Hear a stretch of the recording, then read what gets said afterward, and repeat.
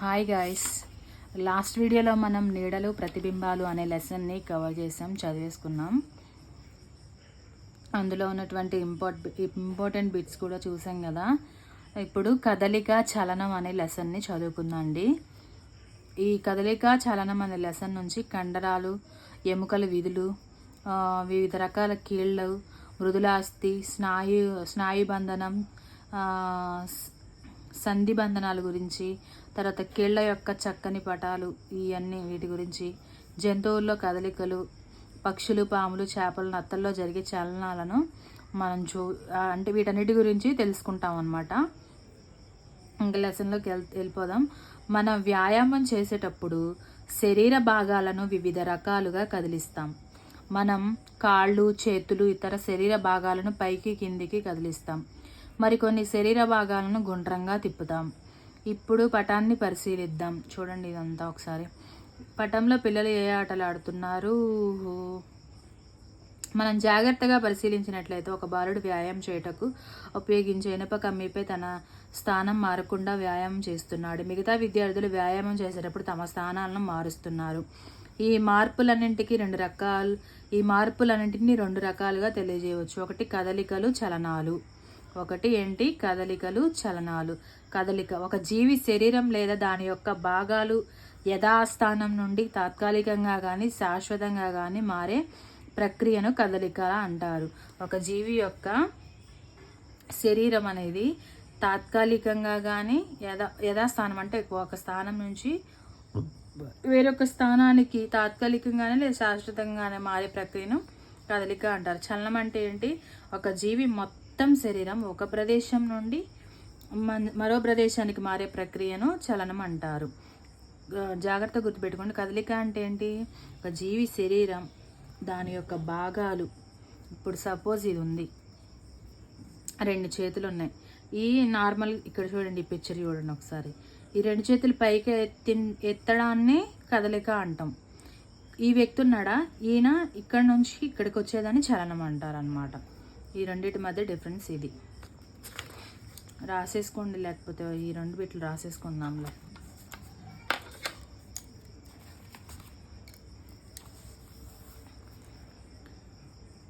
కదలిక,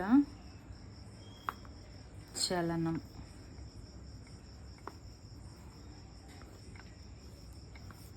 తెలుసు కదా, 6th క్లాస్ సెమిస్టర్ 2 బుక్ ఇది. 12th lesson.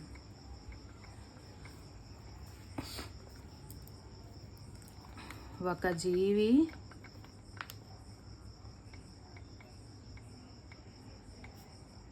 శరీరం లేదా దాని యొక్క భాగాలు యథాస్థానం నుండి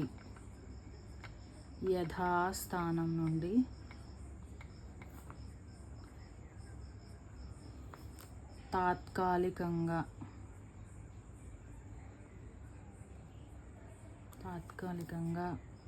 కానీ శాశ్వతంగా కానీ మారే ప్రక్రియను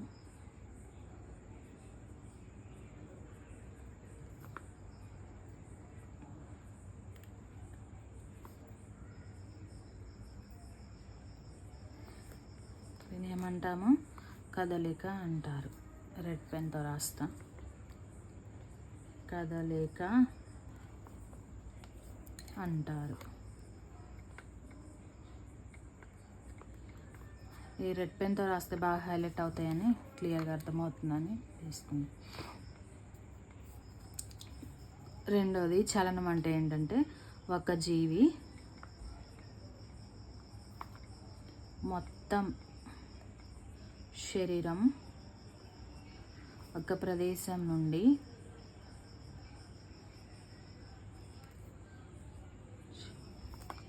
మరో ప్రదేశానికి, ఇక్కడేంటి ఒక పార్ట్ మాత్రమే, ఒక శరీర భాగం మాత్రమే. ఇక్కడేంటి శరీరం మొత్తం ఒక ప్రదేశం నుండి మరొక ప్రదేశానికి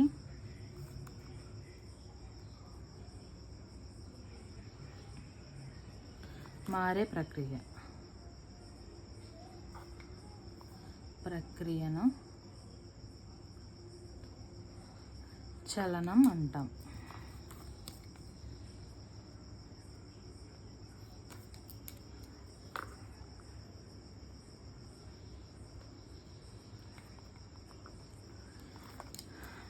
ఈ రెడ్తో రాస్తే అర్థమవుతుంది కదా, అండర్లైన్ చేస్తే.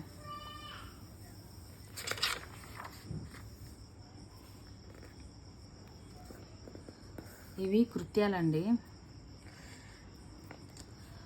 ఈ చలనాలు ఎలా జరుగుతాయి అంటే చేతిలో బంతి విసరడం వల్ల ఏ చలనం జరుగుతుంది, ఇట్లాంటివన్నీ విద్యార్థులకు అవగాహన చేయడానికి కృత్యాల్లాగా ఇచ్చారనమాట. మనం డైరెక్ట్ సబ్జెక్ట్ చదువుదండి, కృత్యాల వల్ల టైం వేస్ట్ అవుతుంది మనకి.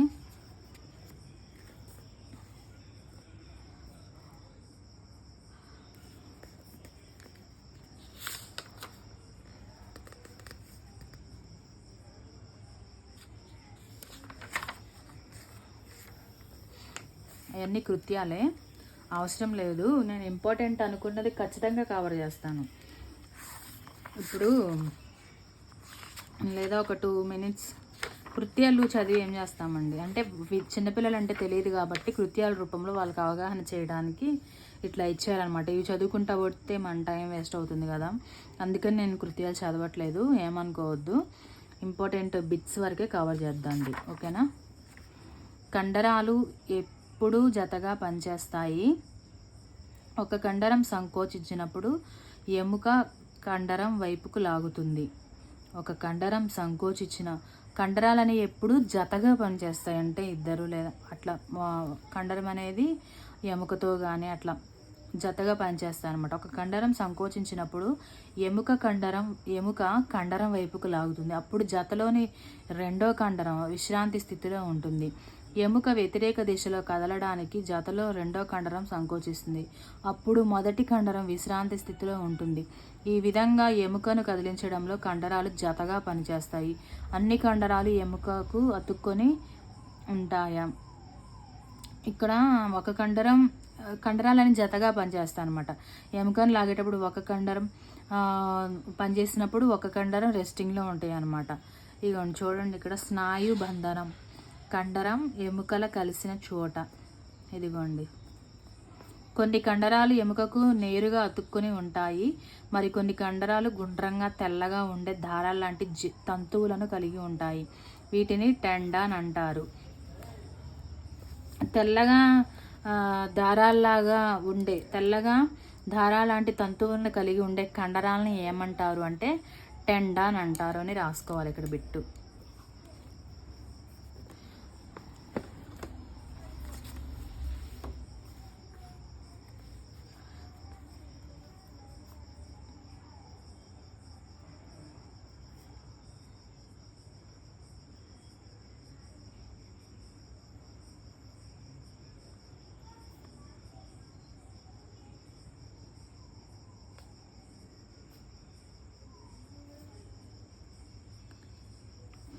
కలిగి ఉండే కండరాలను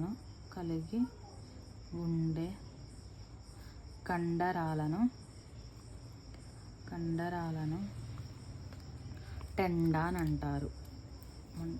టెండాన్.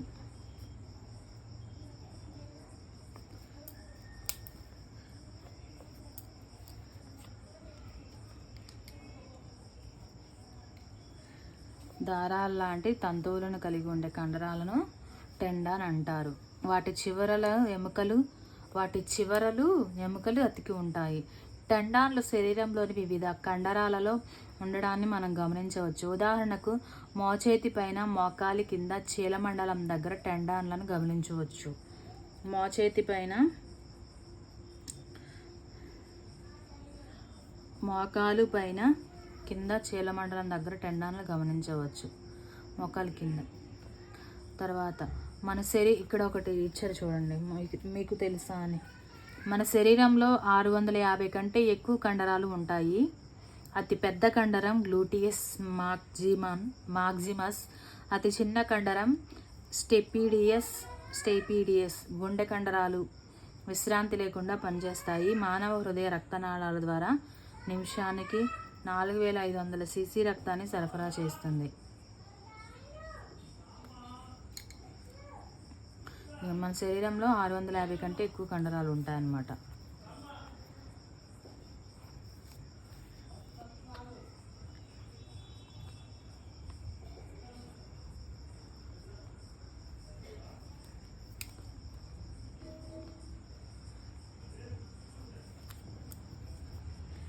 కంటే ఎక్కువ కండరాలు ఉంటాయి.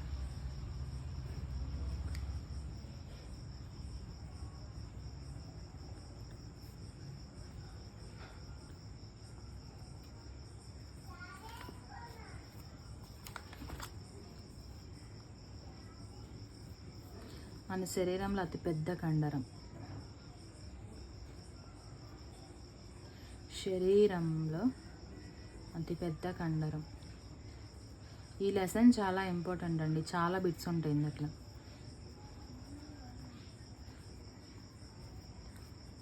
Gluteus Maximus. Gluteus Maximus.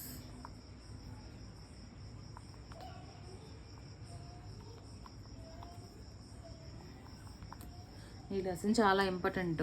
చాలా కాన్సన్ట్రేషన్గా చూడండి, కాన్సన్ట్రేషన్గా వినండి. ప్రతిదీ ఇంపార్టెంటే, రాసుకోండి. తర్వాత అతి చిన్న కండరం మన శరీరంలో. అతి చిన్న కండరం. అతి చిన్న కండరం.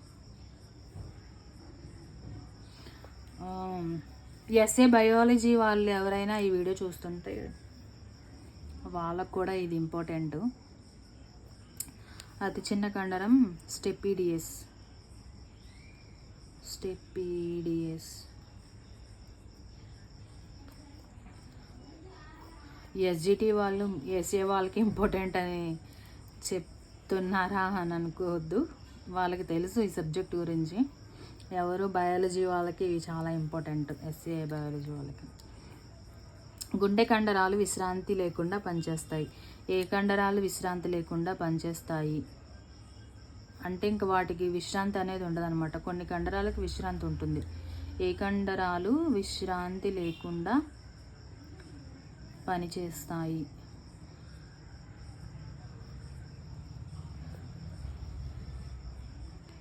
చేస్తాయి. గుండె కండరాలు.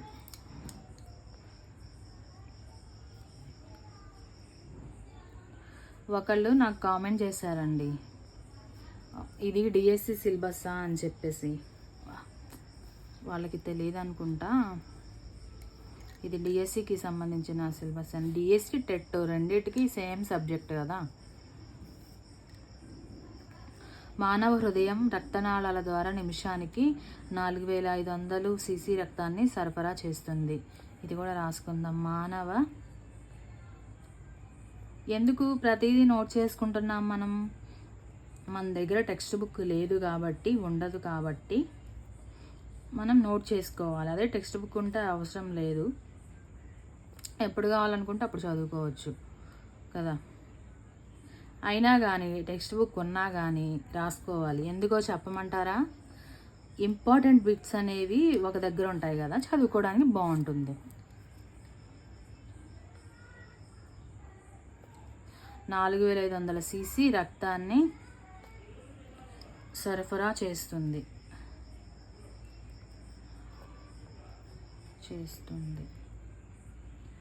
ఇందులో ఈ లెసన్లో రాసే ఎక్కువ ఉంటాయండి. ఇంపార్టెంట్ బిట్స్ ఎక్కువ ఉంటాయి. ఎముకలు. మన దేహంలో వివిధ శరీర భాగాల్లో ఉన్న రకరకాల ఎముకలన్నీ కలిసి ఒక విధమైన నిర్మాణాన్ని ఏర్పరుస్తాయి. దీన్నే అస్థిపంజరం అంటారు. తెలుసు కదా. మన శరీరంలో వివిధ రకాల ఎముకలు ఏర్పరిచే ఎముకలన్నీ కలిసిన దాన్ని అస్థిపంజరం అంటారు. శరీరంలో ఎముకల అమరికను పరిశీలించడం ఎలా ఆసక్తికరంగా ఉంటుంది. ఒకవేళ శరీరంలో ఎముకలే లేకపోతే మనం ఎలా ఉంటాము, మనం పనులు ఎలా ఉంటాయో ఆలోచిస్తే చాలా సరదాగా అనిపిస్తుంది కదా. కండరాలు ఎముకలకు అతకబడి ఉండడం వల్ల ఎముకలు కదులుతాయని మీరు ఇంతకు ముందు చూశారు. ఇదే విధంగా రెండు ఎముకలను కలపడానికి ప్రత్యేకమైన కండరపు తంతువులు ఉంటాయి. వీటిని సంధిబంధనాలు, లిగ్మెంట్లు అంటారు. మన శరీరంలోని కొన్ని ముఖ్యమైన ఎముకలు పరిశీలిద్దాం. ఈ పాయింట్ ఇంపార్టెంట్ అండి. ఈ రెండు ఎముకలను కలపడానికి ప్రత్యేకమైన కండరపు తంతువులు ఉంటాయి. వీటిని సంధిబంధనాలు అంటారు. కండరాలను, రెండు ఎముకలను కలపడానికి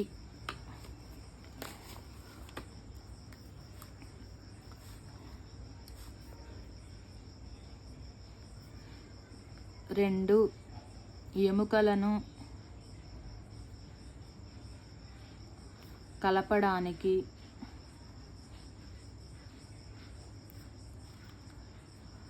ప్రత్యేకమైన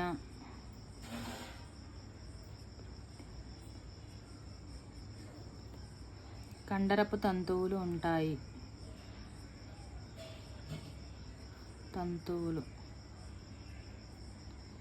ఎముకలను కలిపే ఏంటి? కండరపు తంతువులు. వీటినే సంధిబంధనాలు అంటారు. వీటిని సంధిబంధనాలు లేదా లిగ్మెంట్లు అంటారు.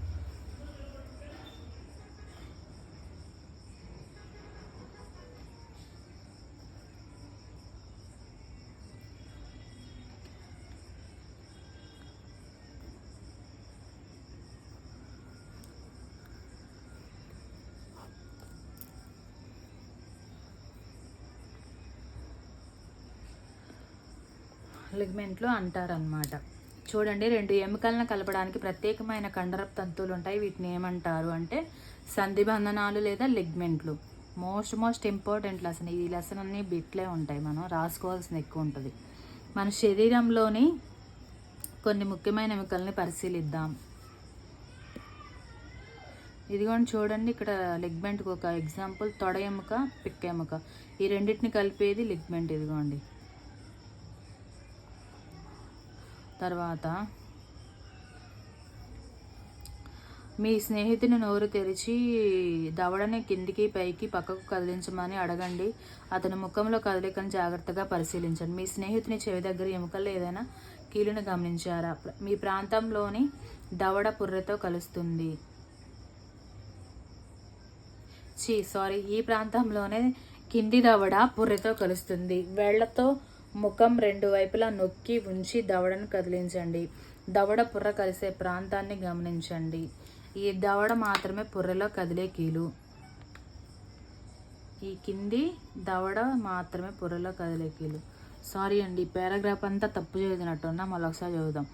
ఈ ప్రాంతంలోనే కింది దవడ పుర్రెతో కలుస్తుంది. వేళ్లతో ముఖం రెండు వైపులా నొక్కి ఉంచి దవడను కదిలించండి. దవడ పుర్రె కలిసే ప్రాంతాన్ని ఈ కింది దవడ మాత్రమే పుర్రెలో కదిలే కీలు. ఇప్పుడు దవడను పుర్ర కలిసే ప్రాంతాన్ని గమనించండి. కానీ కింద దవడ మాత్రమే కదిలే కీలు అనమాట. పుర్రె మాత్రం కదలదు కదా, కింది దవడ మాత్రమే కదులుతుంది. పుర్రెలో కదిలే కీలు కింది దవడ మాత్రమే అనమాట. ఒక చేతిని మడిచి నడుము దగ్గర ఉంచండి. ఇప్పుడు మెల్లగా భుజంతో పాటు చేతిని పైకి లేపండి. మరో చేతి వేలితో మెడ నుండి భుజం వరకు జరపండి. అక్కడ ఉన్న ఎముకలను కనుక్కోవడానికి ప్రయత్నించండి. భుజం నుంచి మెడ వరకు ఎముకలు ఉంటాయి. ముందుకు కనిపించే ఎముకను గుర్తించడానికి ప్రయత్నించండి. దానిని జత్రుక అంటారు. ఇది కూడా ఇంపార్టెంట్. ముందుకు కనిపించే ఎముకను గుర్తించడానికి దానిని జత్రుక. ఆగండి ఒక నిమిషం. భుజం నుంచి మెడ వరకు రెండు ఎముకలు ఉంటాయి. ముందుకు కనిపించే ఎముకను గుర్తించడానికి దాన్ని జత్రుక అంటారు. భుజం నుంచి మెడ వైపుకు రెండు ఎముకలు ఉంటాయంట. ఇదిగోండి ఇక్కడ భుజం. ఇదిగోండి భుజం నుంచి మెడ వైపుకి, ఇక్కడ నుంచి ఇటువైపుకి. ఇదిగోండి ఎక్కడ ఉంది చూడండి, ఇది భుజం. ఈ భుజం నుంచి మెడవైపుకు ఉండే ఈ ఎముకల్ని జత్రుక అంటారనమాట. దీన్ని ఏమంటారు? జత్రుక అంటారు. భుజం నుండి మెడవైపుకు ఉండే ఎముకలను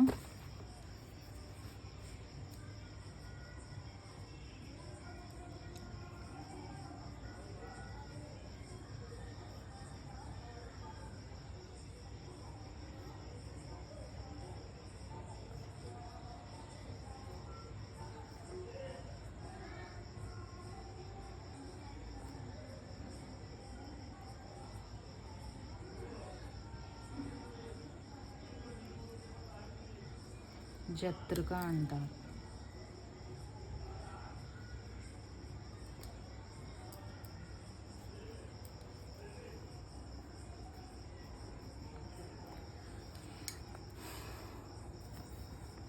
గమనించినట్లయితే జత్రుక రెక్క ఎముక షోల్డర్ బ్లేడ్తో ఎక్కడ కలిసిందో చూడవచ్చు. ఇప్పుడు జత్రుక రెక్క ఎముకల మధ్య గల కీలును గుర్తించడానికి ప్రయత్నించండి.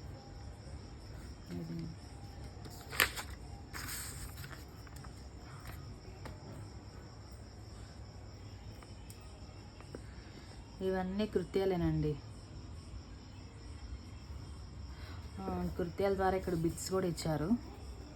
ఊపిరితిత్తుల నిండా గాలి పీల్చి కొంతసేపు అలాగే ఉంచండి. ఛాతీలో ఉండే ఎముకలను మెల్లగా ఒత్తి చూడండి.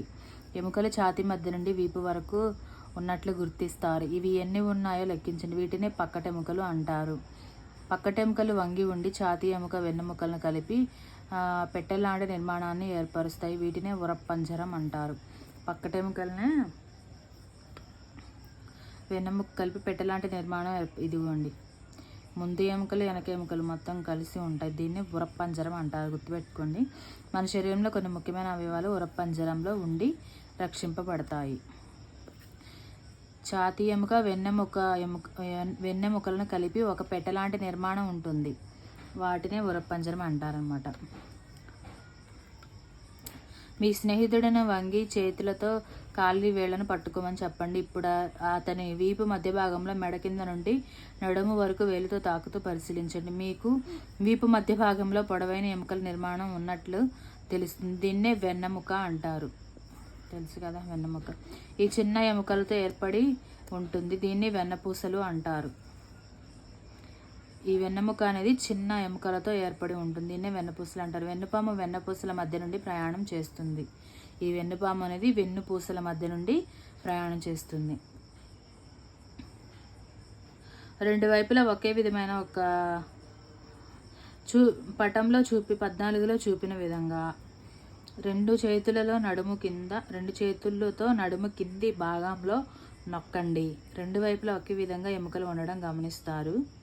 ఈ ఎముక నిర్మాణాన్ని శ్రోణి మేఖల అంటారంట. ఇది ఎక్కడంటే ఇంకోండి చూడండి, ఇక్కడ ఈయన ఇచ్చారు కదా, ఇక్కడ నొక్కి చూస్తే మనం ఒకసారి నొక్కి చూసుకోండి. ఇక్కడ ఈ ప్లేస్లో నేను పట్టుకున్నాడు బెల్ట్. రెండు ఎముకలు ఒకేలాగా ఉంటాయి అన్నమాట. దీన్ని శ్రోణి మేఖల అంటారు. ఇక్కడ కాలి ఎముకల సమూహాల ద్వారా వెన్నెముక అడుగు భాగానికి అతుక్కొని ఉంటాయి. వీటినే కటివలయం అంటారు. అన్నమాట.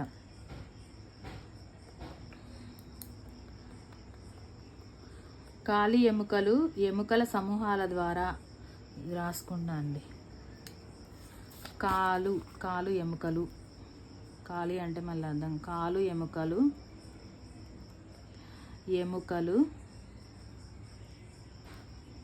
ఎముకల సమూహాల ద్వారా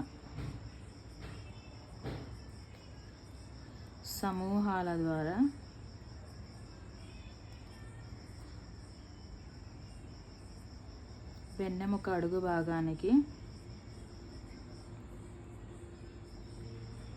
భాగానికి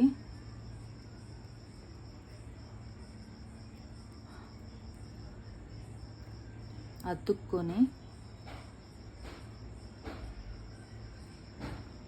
ఉంటాయి. దీనినే కటివలయం అంటారు.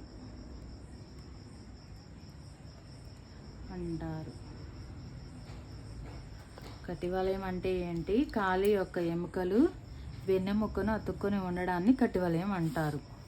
పుర్రె అనేక ఎముకలు కలిసి ఏర్పడిన నిర్మాణమే పుర్రె. పుర్రెలో అనేక ఎముకలు నిర్మాణం ఉంది. దీన్నే పుర్రె అంటారు. ఇది మెదడును కప్పి రక్షిస్తుంది. పుర్రె అనేది దేన్ని కప్పి రక్షిస్తుంది? మెదడుని కప్పి రక్షిస్తుంది. పుర్రెలోని ఎముకల మధ్య కీళ్లు కలిసిపోయి కదలని కీళ్లుగా ఏర్పడతాయి. పుర్రెలో ఎముకల మధ్య కీళ్ళు అనేవి కలిసిపోయి అవి కదలని కీళ్లుగా ఏర్పడతాయి. కదలని కీళ్ళకు ఉదాహరణ ఏంటి? పుర్రె. గుర్తుపెట్టుకోండి, కదలని కీళ్ళకి ఉదాహరణ పుర్రె. ఇక్కడ చూడండి, మీకు తెలుసా అని ఒకటి ఇచ్చారు. మన శరీరంలో 206 ఎముకలు ఉంటాయి. ఈ బిట్ కూడా ఇంపార్టెంట్, రాసుకోండి. ఈ లెసన్ చెప్పేటప్పుడు సార్ ఫస్ట్ చెప్పిన బిట్ ఇది. మన శరీరంలో 206 ఎముకలు ఉన్నాయి. ఎంత పెద్దగా చెప్పేవాళ్ళంటే ఈ లెసన్ చెప్పేటప్పుడు అందరిని డాన్స్ వేయించారు. కదిలే ఎముకలు అంటే ఎట్లా అనడం, కదలని ఎముకలు అంటే అన్నీ చూపించుకుంటా బాగా ఎంటర్టైన్ చేస్తారు సైన్స్ సారు. ఏది డిఎస్సి క్లాసెస్లో అండి. 12వ బిట్. మన శరీరంలో ఎన్ని ఎముకలు ఉంటాయి? మన శరీరంలో 206 ఎముకలు ఉన్నాయి.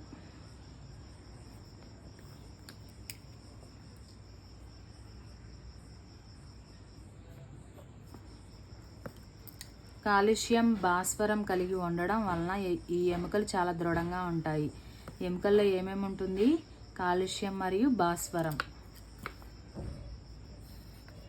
రాసేసుకోండి, ఎందుకని మంచిది. ఎముకలు దృఢంగా ఉండడానికి కారణం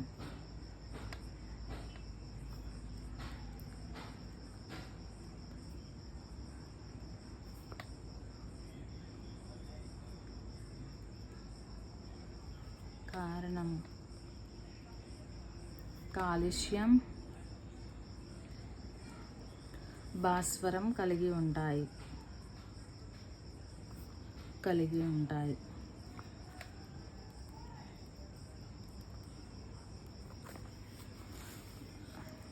బ్లూతో రాసి అలవాటు అయిపోయి రెడ్ పెట్టలేకపోయానండి.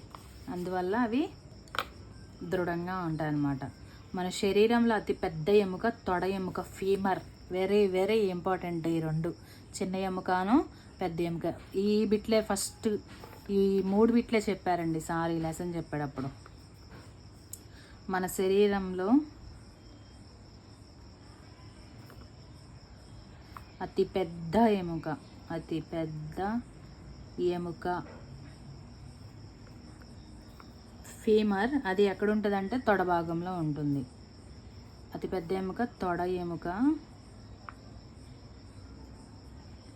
దాని పేరు ఫీమర్.